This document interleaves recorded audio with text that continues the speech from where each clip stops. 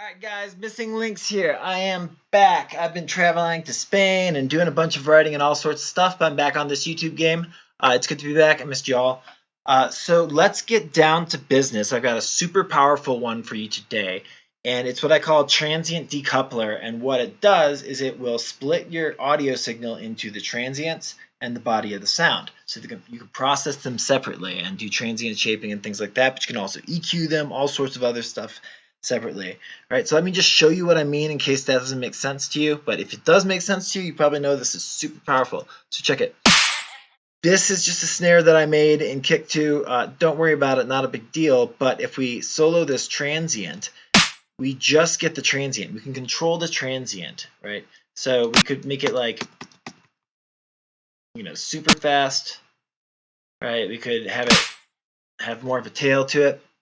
Right, and all this is it's a gate that's slamming down shut on this, right, and making the transient basically turn to silence. Now on the sustain side, all we have is the dry signal, right, and then we have the same transient signal we just did, but we've inverted it. So we're subtracting out this transient signal. Now, this is completely lossless, right? You could do an inversion test and completely cancel. I'll actually show you that. So this is a drum loop. This is just the sustain, right? This is off. This is on. With this other track playing, this other track is the same drum loop. It's just inverted, right? These are completely canceled out. Right, if I pull that down, we're going to not completely cancel out because they're not at the same level. Right, so you can see they're completely canceling, so there's no loss here. Right, it's just splitting the signal between the transient and the body of the sound. Now, this basically is before the gate engages, so this is just a block of time before you're doing any sort of shape to the transient at all. This is the takt time on the gate closing down, right? So that's going to give this sort of triangular tail to the transient, but on the sustain, it's actually going to cause it to fade in more, right? So you can think about this as the period of time that the transient is fading in towards the sustain of the sound, right? And so if you've processed them differently, like say you've processed the timbres differently, so the transient just sounds way different than sustain, this is going to be like a crossfading between the timbres, right? So if like you've made this really metallic, right, or something like that, you could fade between those timbres. So the gate threshold, basically, you kind of want it as high as you can get where it's going to catch all the transients that you want. So if you have it too low, then maybe if you've got a drum loop or something, it's the signal will never fall below the threshold. So you just kind of got to calibrate that. It's not very hard. Just find where it works best.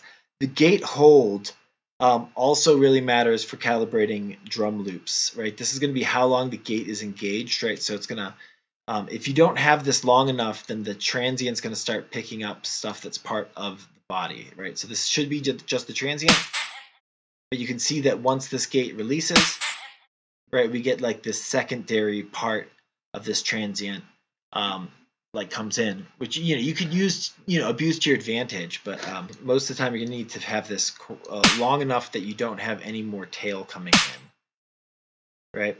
The release time also, like basically both of these are mostly for calibrating using this on drum loops. This add sus to transient, what this is just the floor parameter on this gate, and so this is how much reduction is actually having on this gate. So if you add this back in, right, you're adding the sustain sound into the transient, and you'll notice you're actually also subtracting it away from the sustain. Right, so you're subtracting the sustain and putting it into the transient, and so you can use that for timbre blending, right? So say you do some saturation or some amplification or something on the transients, you could blend them together so that some of the body of the sound also had it with this knob. These are just literally just gain for the transients to sustain, so you can do balancing of the transients versus the body of the sound with these. So that's all there is to it. The actual mechanics of it on how it works is this is just a delay.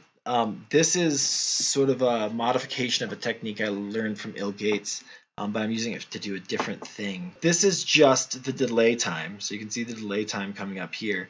But so the real transient comes in. This delayed signal is just going to have the transient pop up here, say 54 milliseconds later.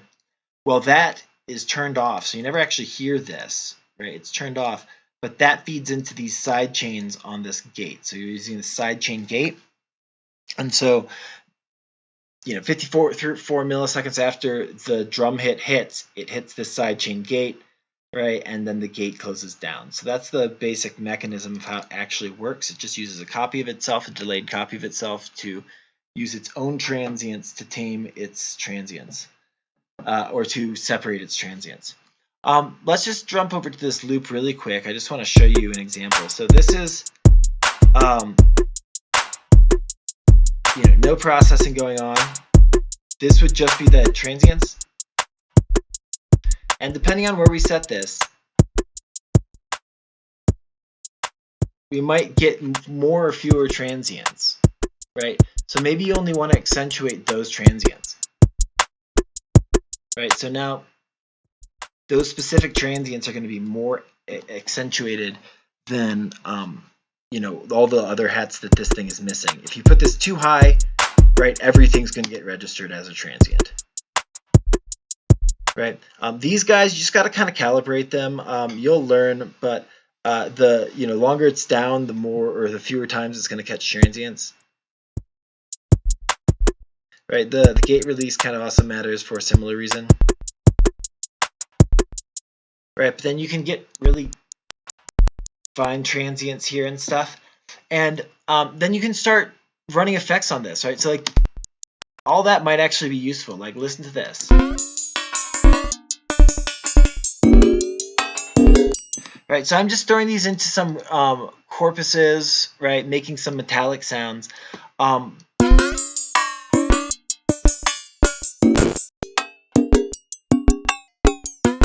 Right, so we're just adding this metallicness, and all of a sudden we've got something cool. And this would sound way different if we stuck it over here, because we wouldn't have, all the sound would be triggering this corpus. Right, and that's like super chaotic, right?